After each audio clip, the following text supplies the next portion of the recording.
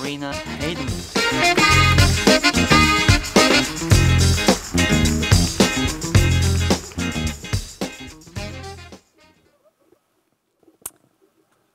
So, good morning. It's a huge pleasure to be here today. Thank you so much for the invitation. Incredible honor to be in the Vienna City Hall, right next door to the University of Vienna, which is actually my alma mater. And when I left the University of Vienna 20 years ago, I did remember one thing, or maybe I learned a few more things than just one thing. But the one thing that I particularly learned was that media has the power to shape the future that we live in, for better or for worse. I really wanted to work for a media organization that is pressing for positive change, and certainly found that in The Economist. So, 17 years later, I'm here. And as you may know, The Economist is known for really advocating positive change, and also is read by the people that are actually making the decisions. So an incredibly powerful place to be.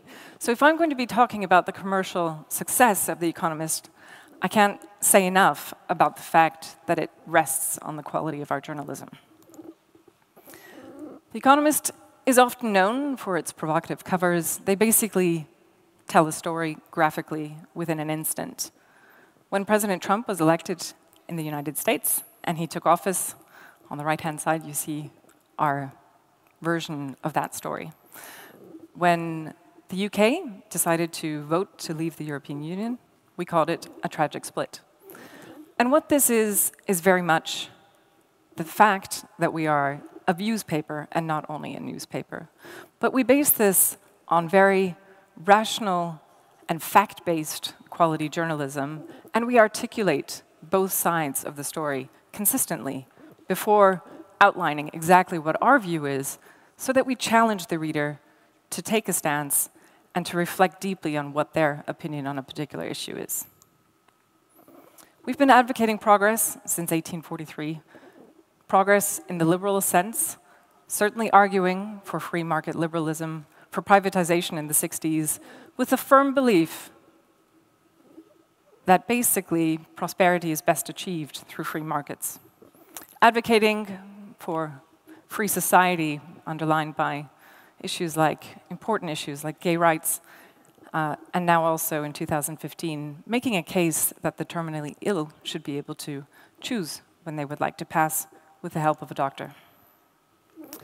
For our 175th birthday last year, we decided to celebrate by reopening the dialogue on what the role of liberalism should be in the 21st century, certainly given that some of the values that we've been operating on have been founded by people who went to university next door, like Hayek and Schumpeter. And what should the translation be of those theories going forward and the future, particularly because there have also been consequences that weren't known 100 years ago. So now I'm really going to be talking about the area more core to my expertise, which is how we make money out of all of this. And this particular story is going to be focusing a lot on the reader revenue part of our business. It's not that we don't sell any advertising, that's absolutely not the case, but my job happens to be more on the readership side. And what our strategy is as an organization is really to cultivate a readership that is going to be engaging with our content regularly, and therefore we're sort of creating the environment that is relevant for our advertisers and also able to generate positive revenues there. So speaking about reader revenues, we've been able to grow reader revenues basically since 2013-14 by 50%, and that's by really focusing on a couple of things that I'll be outlining as we move along.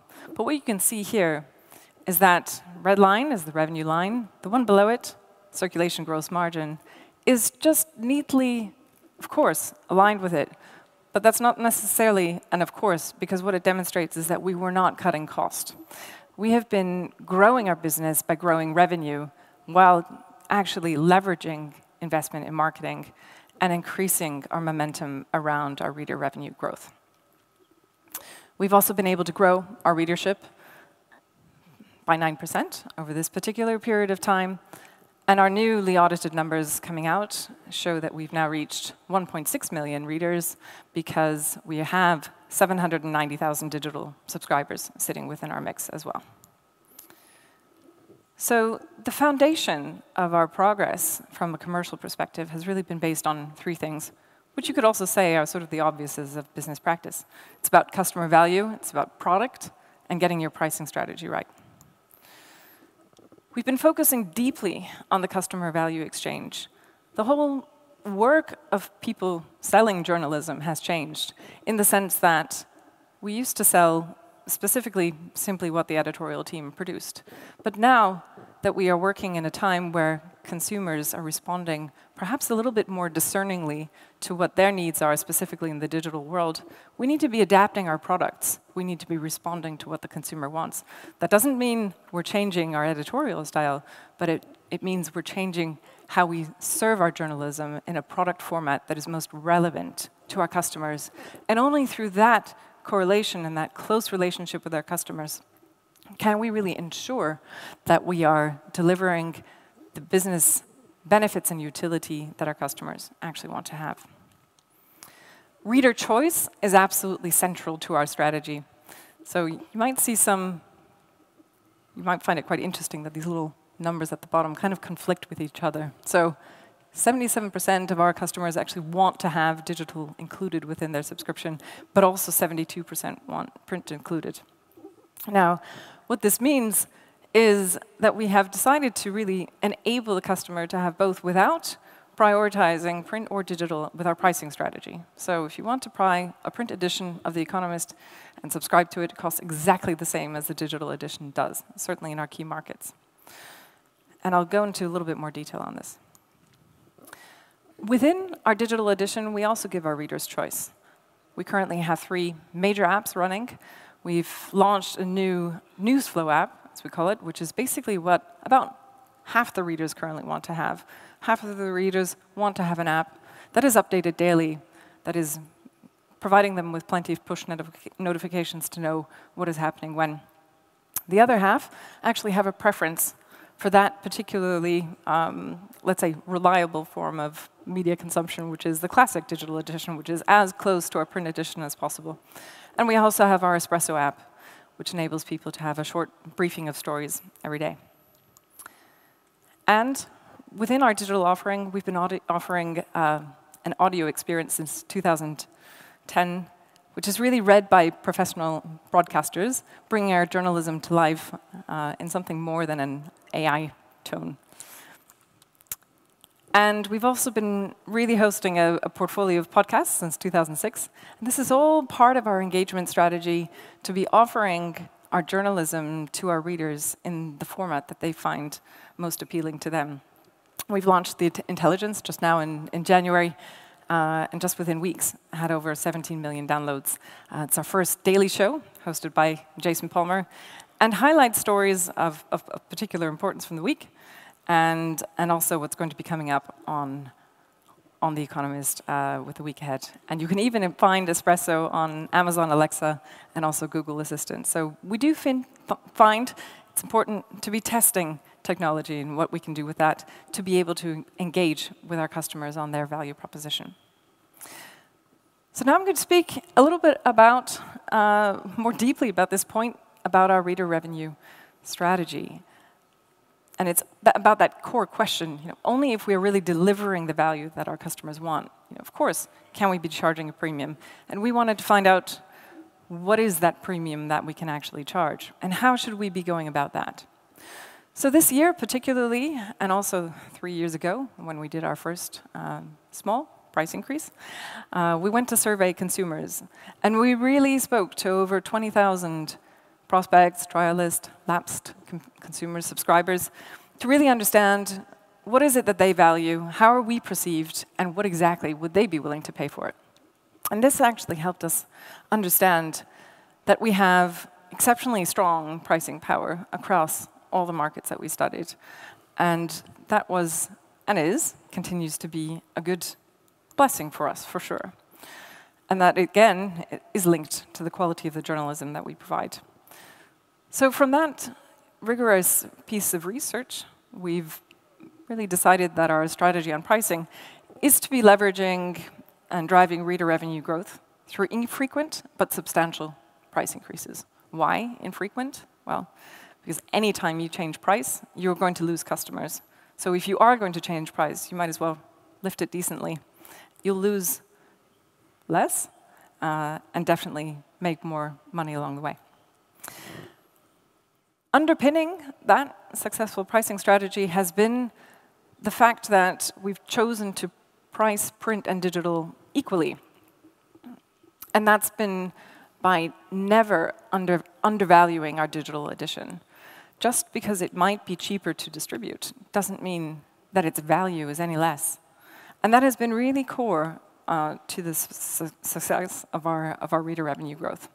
So customers will pay the same price for print and digital, 25% higher when they want to have both. And we still see about 50% of our customers choosing to have both print and digital included in their package. And that has really enabled us to grow revenue on each copy sold over time.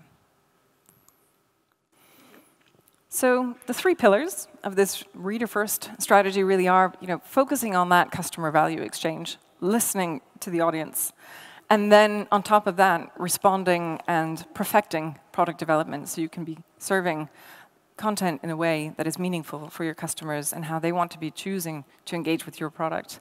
And then pricing in the sense of getting the pricing proposition based on feedback from our customers, and then also crafting the right digital product mix around that. But, of course, marketing matters hugely, and The Economist has generally been more about marketing than many of the other points, and that's certainly also one of the elements that we're more renowned for. We craft our marketing approach really on audience engagement, and that's through investing heavily in marketing, both in the digital world, but also not forgetting that our customers also exist in the real world, and we do speak to them there as well. Of course, a paywall strategy has been pivotal to our success as well, where we are able to capture prospects that we are driving to our paywall, but then really working with content engagement as a retention strategy. We now have over 50 million social media followers engaging with our content. And one could say this is an enhanced brand strategy. And while social media companies, of course, have been providing, let's say, the media industry with challenges, both on the advertising side and also on the content consumption side, there has been a silver lining here for us, which is it has become an incredibly cost-effective marketing vehicle and has been very helpful for us, and I would say quite pivotal to driving our readership growth. So we do actively boost the organic reach of our editorial posts, really leveraging the fabulous content that our editorial team is putting out. And then we also follow up, of course, with marketing-led content units as an acquisition strategy. We've also been focusing on developing new formats for new social media platforms to be building our audience for the future. So we have our own Snapchat editor that takes Economist content, leverages a lot of our data to do some innovative data journalism and speak to a younger audience that hopefully will be discovering us in a couple of years to come and become future subscribers.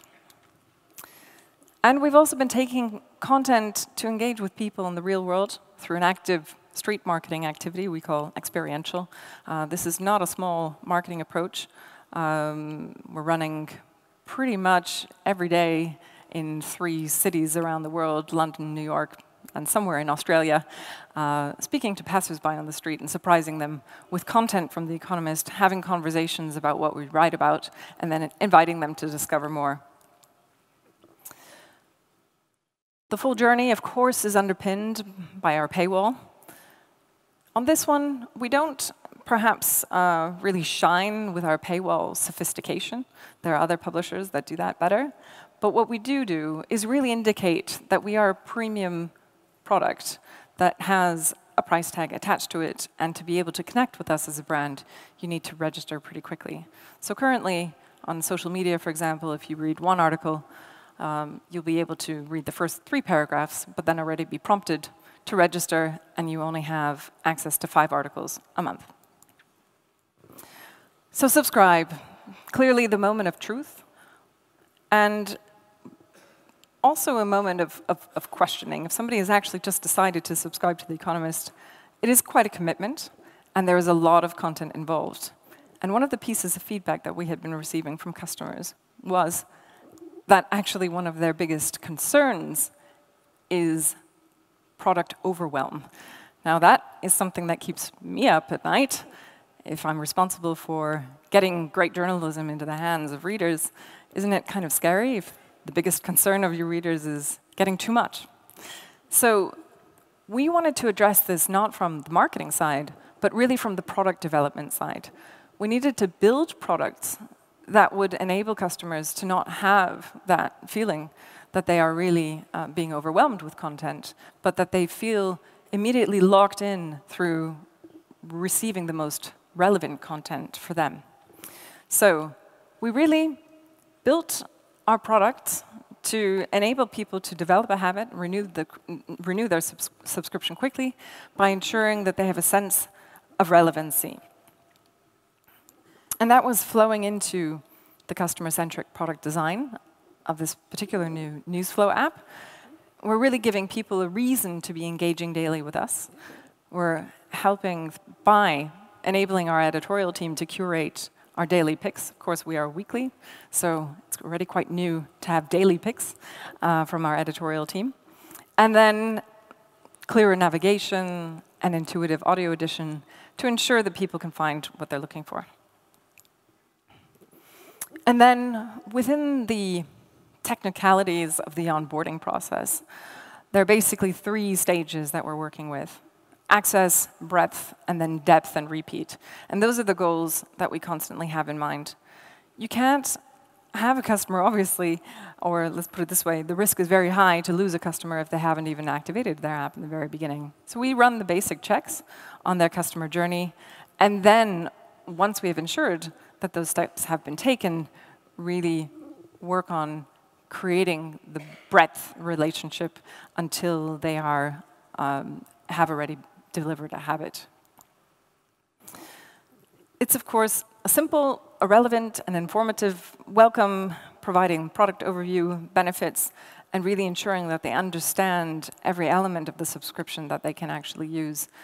It sounds a bit basic, but a subscription has become so much more than just reading The Economist once a week.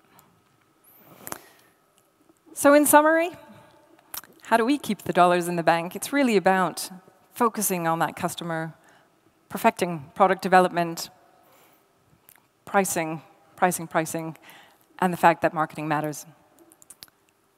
So it's about engaging readers to drive business growth. And I'd just like to say, wish us luck with Brexit. Thank you.